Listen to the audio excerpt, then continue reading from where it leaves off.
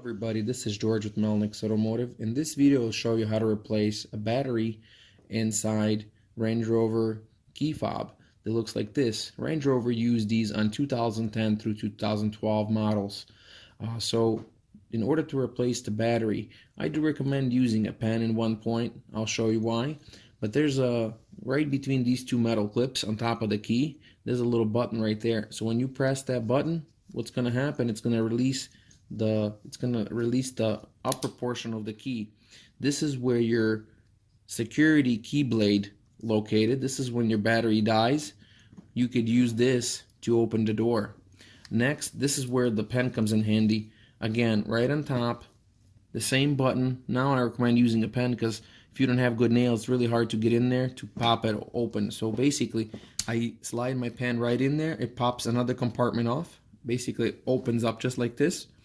And now we have, here is a cartridge where your battery located. You just pull it right out with your nails, just like this. And this is a CR2032 battery. So make sure when you put a new battery in here, make sure you put it in the same way you took out the old one. Make sure you don't flip it over, because this is the one side is the positive side, which is the flat side. As you can see, it's the positive. It has a positive emblem on it. So make sure you put the positive way down, just like this, and negative up. And then you push it back into the hole, just like this, and it has a slot on the back so you cannot flip it upside down. The cartridge will go in only one way.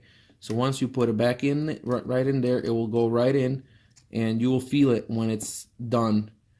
It will not go any farther.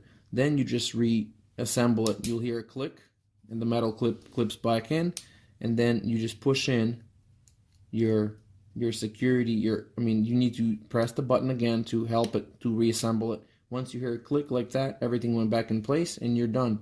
So that's how you replace the battery in a 2010 through 2012 Range Rover key fob that looks like this.